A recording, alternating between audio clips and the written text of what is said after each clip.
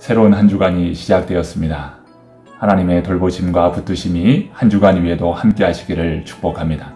오늘 말씀은 시편 11편의 말씀입니다. 내가 여호와께 피하였거늘 너희가 내 영혼에게 새같이 내 산으로 도망하라 함은 어찌함인가. 악인이 활을 당기고 화살을 시위에 먹임이여 마음이 바른 자를 어두운 데서 쏘려 하는도다. 터가 무너지면 의인이 무엇을 하랴? 여호와께서는 그의 성전에 계시고 여호와의 보좌는 하늘에 있으며 그의 눈이 인생을 통촉하시고 그의 안목이 그들을 감찰하시도다. 여호와는 의인을 감찰하시고 악인과 폭력을 좋아하는 자를 마음에 미워하시도다. 악인에게 그물을 던지시리니 불과 유황과 태우는 바람이 그들의 잔에 소득이 되리로다. 여호와는 의로우사 의로운 일을 좋아하시나니 정직한 자는 그의 얼굴을 배우리로다. 아멘. 하나님의 사람이 구석까지 몰리게 되고 또 위급한 상황을 만나게 되면 이때 믿음의 사람은 시험대에 오르게 됩니다. 그가 행하는 태도 또 행동 이것을 보면서 믿음이 증명이 되는 것이지요.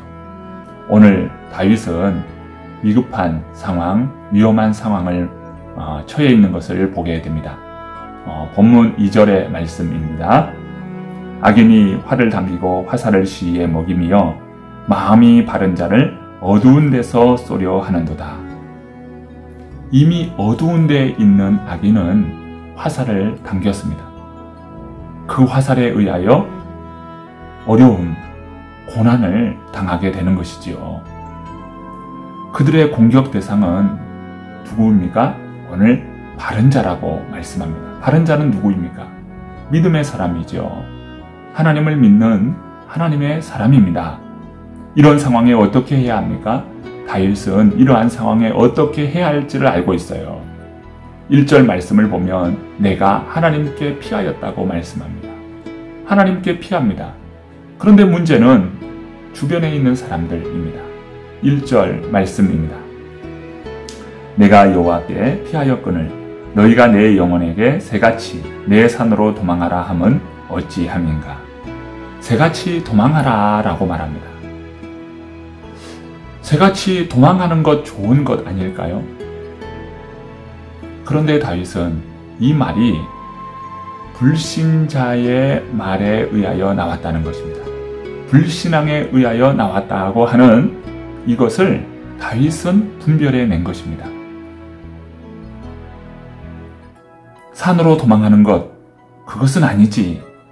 바르게 분별하고 행동한 다윗의 모습을 봅니다. 사람들은 다윗을 설득합니다. 3절입니다.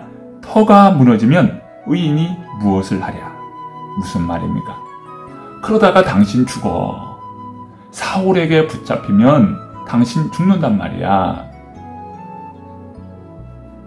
당신이 아무리 의롭게 한다 한들 죽으면 무슨 소용이 있겠어.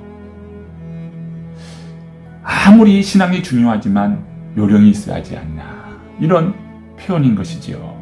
이것은 상당한 도전적인 말입니다. 믿음의 사람을 흔들어 놓는 말이지요. 이때 어떻게 해야 합니까? 우리는 그때 하나님의 말씀으로 분별해 내야 합니다. 느헤미야도 이러한 유사한 상황을 겪었지요. 예루살렘 성벽이 무너지는 가운데 그 성벽을 다시 재건한다는 것은 쉬운 일이 아닙니다. 대단히 위험스럽고 또 힘든 일입니다. 방해하는 사람, 성벽을 무너뜨리는 사람들이 있기 때문입니다. 느헤미야가 성벽을 재건하는 일을 하자 방해하는 사람들이 일어났는데요. 심지어 제사장들, 선지자를 돈으로 매수하여 뇌물로서 거짓 예언하게 합니다. 이때 느헤미야가 하나님 앞에 드리는 기도의 내용을 볼 수 있는데요. 내 하나님이여 도비아와 산발락과 여선지 노아다와 그 남은 선지자들 무릇 나를 두렵게 하고자 한 자의 소위를 기억하옵소서. 믿음은 어떻게 행동하는 것이 하나님께 합당한 것인지 알게 하고 용기를 줍니다. 우리는 다윗이 어떻게 극복했는지 중요한 원리를 발견하고자 합니다. 첫 번째는 성전에 계신 하나님을 바라보았습니다. 4절 말씀입니다. 여호와께서는 그의 성전에 계시고 여호와의 보좌는 하늘에 있으며 그의 눈이 인생을 통촉하시고 그의 안목이 그들을 감찰하시도다. 여호와는 성전에 계시고 여호와는 성전에 계신다는 거예요. 무슨 말입니까? 하나님은 살아계신 하나님이시요 하나님은 지금도 모든 인생을 통치하시는 하나님이시다 라고 다윗은 고백합니다. 두 번째 원리를 발견하는데요. 다윗은 인생을 감찰하시는 하나님을 바라보았습니다. 그의 눈이 인생을 통촉하시고 그의 안목이 그들을 감찰하시도다. 하나님은 인생을 통촉하고 계신다. 인생을 살피시고 계신다는 거예요. 세 번째 원리는 다윗은 의인을 감찰하시고 악인을 미워하시고 심판하시는 하나님을 바라보았습니다. 5절 말씀입니다. 여호와는 의인을 감찰하시고 악인과 폭력을 좋아하는 자를 마음에 미워하시도다. 하나님은 활시를 당겨서 쏘려는 바른 자를 향하여 활시를 당기는 악인들을 바라보았습니다. 하나님은 그러한 자를 미워하신다고 말씀합니다. 결국 그들은 성공하지 못할 것입니다. 혹 성공하는 것처럼 보일지라도 결국에는 하나님은 심판하시는 하나님이십니다. 6절 말씀입니다. 악인에게 그물을 던지시리니 불과 유황과 태우는 바람이 그들의 잔에 소득이 되리로다. 하나님의 심판이 있다는 것이죠. 우리의 믿음은 이와 같이 위급한 상황 속에서 믿음의 시험대에 오릅니다. 오늘 우리가 가지는 태도는 믿음을 보여줍니다.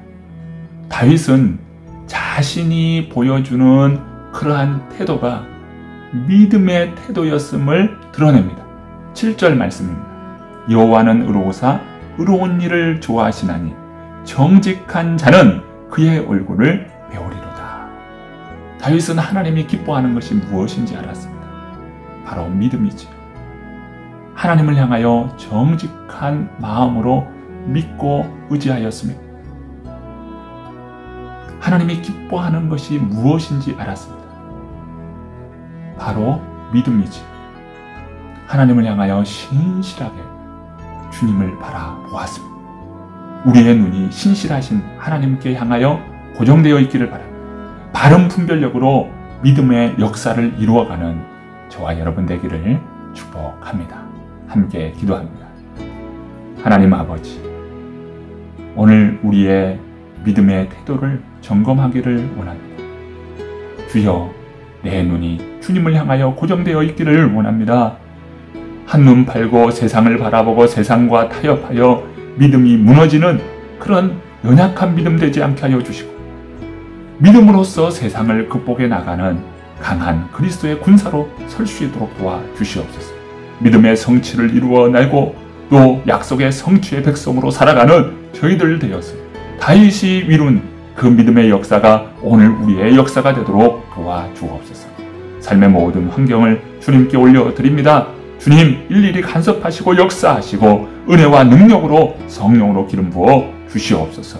충만한 주의 영으로 기름 부어 주시옵소서. 주께서 행하실 놀라운 일들을 바라보며 승리의 기쁨으로 주님 앞에 영광 돌리기를 간절히 원합니다. 주님, 이 하루도 축복하여 주옵소서. 예수 그리스도의 이름으로 간절히 기도드리옵나이다. 아멘. 내가 여호와께 피하였거늘 너희가 내 영혼에게 새같이 내 산으로 도망하라 함은 어찌함인가. 악인이 활을 당기고 화살을 시위에 먹임이여 마음이 바른 자를 어두운 데서 쏘려 하는도다. 터가 무너지면 의인이 무엇을 하랴? 여호와께서는 그의 성전에 계시고 여호와의 보좌는 하늘에 있으며 그의 눈이 인생을 통촉하시고 그의 안목이 그들을 감찰하시도다. 여호와는 의인을 감찰하시고 악인과 폭력을 좋아하는 자를 마음에 미워하시도다.